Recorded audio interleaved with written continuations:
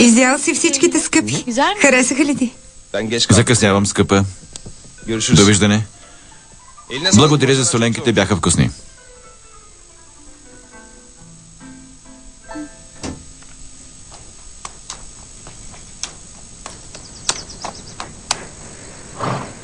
Защо не ме изчаква, като ме видя? Не съм те видял. Ако бях естествено, че щях да те изчакам. Избягваш ме. Не знам какво да мисля.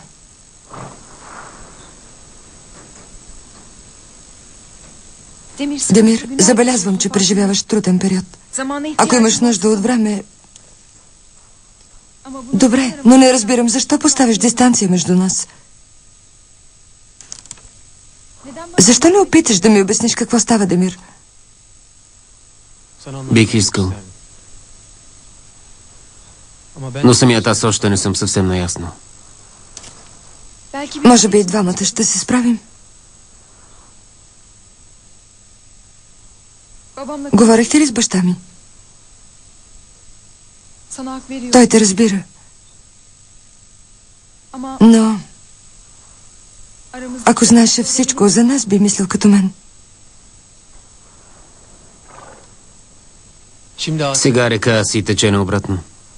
Иска да отнесе всичко. И няма да спре, докато не го направи. Не може. Природата й е такава. Първо трябва да реша личните си проблеми. Докато реката тече обратно, не мога да те направя щастлива. Ако не се държеше така, сякаш не съществувам. Щях да изчакам деня, когато ще можем да разговаряме. Но вече и аз като реката поемам в обратна посока, Демир.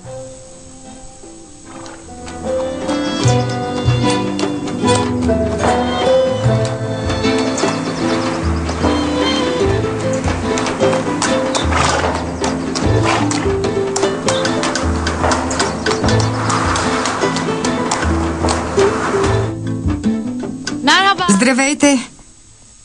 Мамо, виж, направих соленки. Точно по твоята рецепта.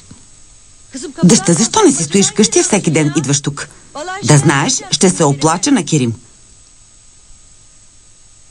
Добре, де, ще ги опитаме с чая. Добре, мамо, тогава вие елате у нас. Как да дойдем, чедо?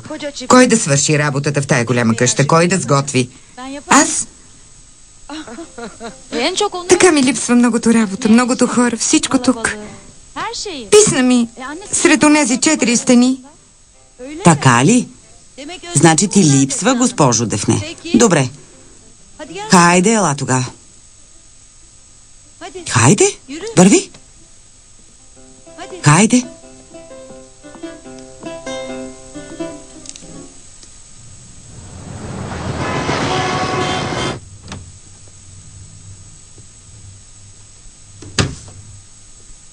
Добър ден. Не изглеждаш добре, случило ли се нещо? Той си е такъв. Кажи 2 приказки, какво ти е? Забелязвам ли да между вас са си? Да говорим по работа. Позарязали сме фирмата. Трябва да вкараме всичко в ред. Ние сме готови. Първо мисля да изкупя отново акциите на фирмата, които продадох. Чудесно, Демир, всички ще сме по-спокойни. Веднага ще съберем акциите. Ще уредим заедно това. Ти не се тревожи. Спокойно. Днес има заседание на борда. Ако не тръгнеш веднага, няма да успееш. Да. Тръгвам веднага. Довиждане. Довиждане.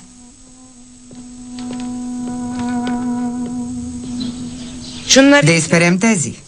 А този е чист. Да го приберем, госпожо Нерим. Добре. Дефне, иди да помогнеш на Фатма. Не мога да повярвам, че ти се работи. Изобщо не съм искала никаква работа. Не каза ли, че ти е мъчно за тук и ти се иска пак да работим заедно?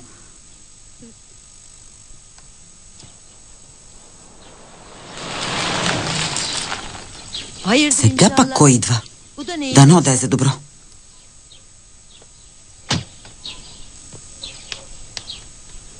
Дефне, кой е този? Откъде да знам? Да не би да е приятелят на баща ми?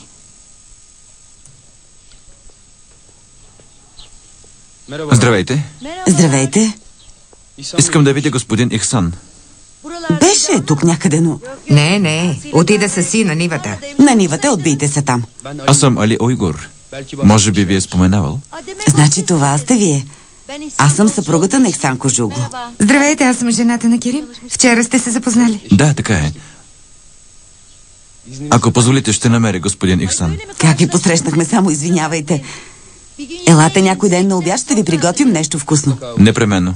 Довиждане. Довиждане. Колко е симпатичен. И за какво се е дигнал чак от Париж и е дошъл тук? Да дои кравите ли?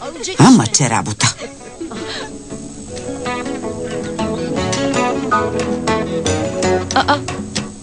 Идва някакъв мъж.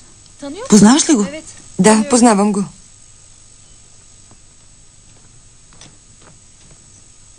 Лека работа. Благодаря. Здравей. Ръката ми е мръсна, извинявайте. Няма значение. Цялата съм в пръст. Не съм очаквал, че толкова ще ви отива. Ако търсите баща ми, отиде до селото. Няма проблем. Исках да разговарям и с вас.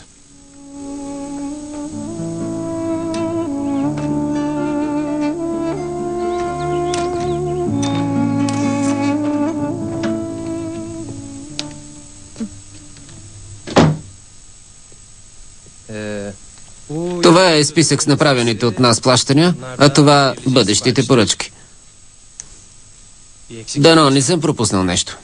Не, всичко е наред. Точно това исках. Зия, ако имаш някакъв проблем, можеш да ми кажеш директно. Не. Тоест, ако вие нямате, аз също нямам. Не изглеждаш много добре, сякаш нещо си напрегнат. Все пак работим заедно. Не е свързано с вас. Аз съм чужд в този град. Все още не съм свикнал нито с него, нито с хората вкъщи.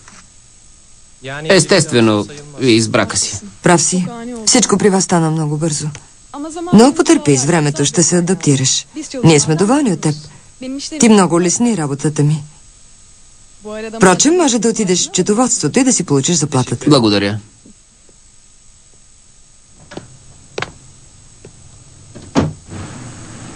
За проектите ползвахме опита на предприятията във Франция.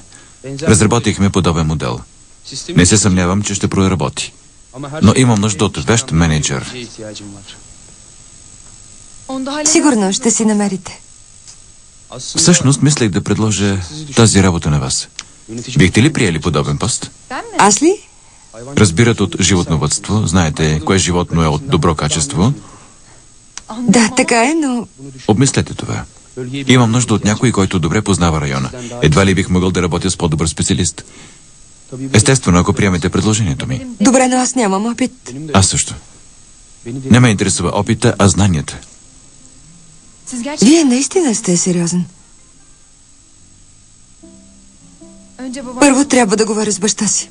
Той няма да иска да изпусне такъв специалист, но аз съм длъжен да опитам. Кога ще поговорим отново? Ще го обсъдя с него и след това ще ви уведомя. Добре. Гледайте.